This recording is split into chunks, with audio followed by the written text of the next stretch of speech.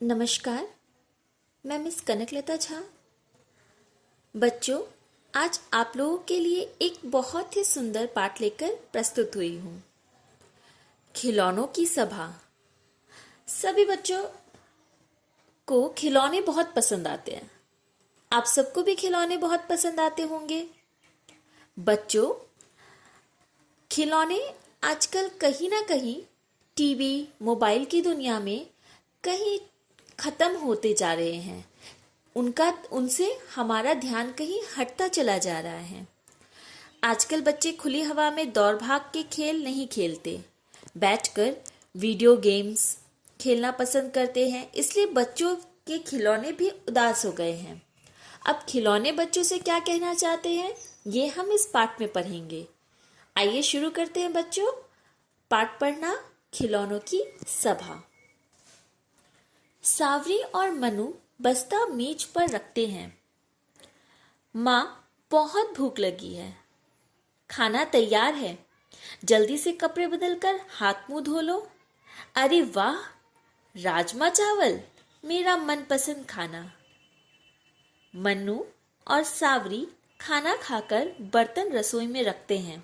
बच्चों, इसमें दो बातें हम सीख सकते हैं बहुत अच्छे तरीके से कि अगर हम बाहर से आते हैं तो सबसे पहले हमें अपने हाथ मुंह धोने चाहिए, उसके बाद ही कुछ खाना चाहिए। दूसरी बात, बच्चों देखो यहाँ पर इन्होंने जब खाना खाया, मन्नू और सावरी ने, तो उस खाने के प्लेट को उठाकर वो रसोई घर में रख कर आए। ये हमारे अंदर के संस्कार है जो हमें बचपन से ही सीखने चाहिए।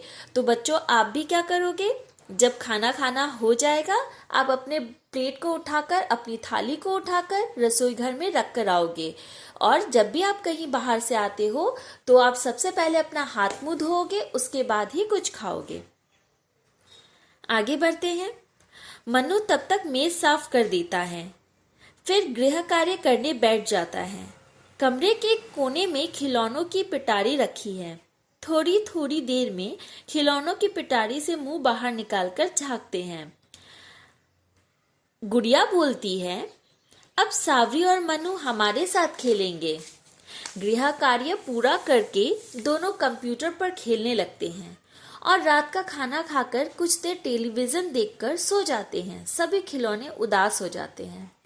बच्चों, जिस प्रकार हमारी कोई बात नहीं सुनता, हमारे साथ अगर कोई बात नहीं करता, हमारे साथ कोई नहीं खेलता तो हम नाराज हो जाते हैं, उदास हो जाते हैं। यहाँ पर खिलौने भी वैसे ही नाराज और उदास हो गए हैं, क्योंकि मनु और सावरी दोनों ने ही वीडियो गेम खेला, खाना खाया, टेलीविजन देखा और सो गए।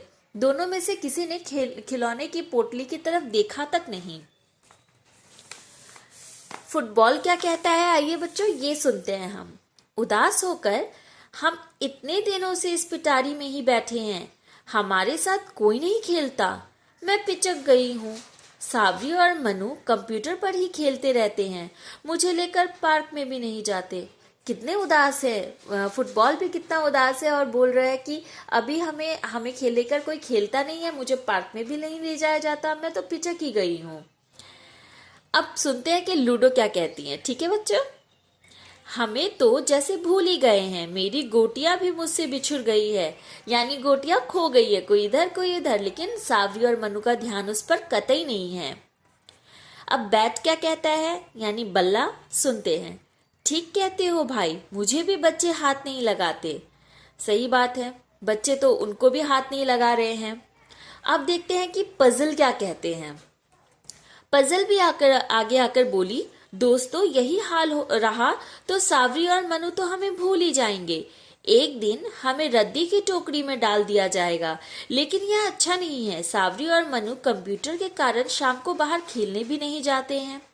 बच्चों, कंप्यूटर की दुनिया के होने के कारण आजकल सब कंप्यूटर में, मोबाइल फोन में हमें आसानी से मिल जाता है, तो इसलिए हम बाहर की आबो हवा को अपने तक लगने ही नहीं देते, लेकिन ये बहुत गलत है।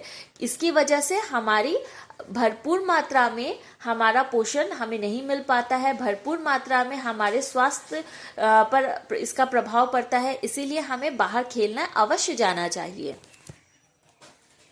फुटबॉल आगे क्या कहता है, आगे खिसक कर, हमारे साथ खेले, खुली हवा में भागे दौड़े तो उनका शरीर भी चुस्त रहेगा। हाँ बच्चों, हम बहुत तंदुरुस्त रहेंगे अगर हम बाहर के आबो हवा में खेलते हैं, दौड़ते हैं तो।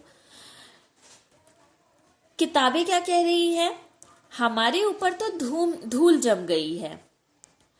किताबों के ऊपर भी धूल जम गई है, क्योंकि वो जो कहानियों की किताबें होती है, चुटकुलों की किताबें होती है, उस पर भी इनका ध्यान नहीं है।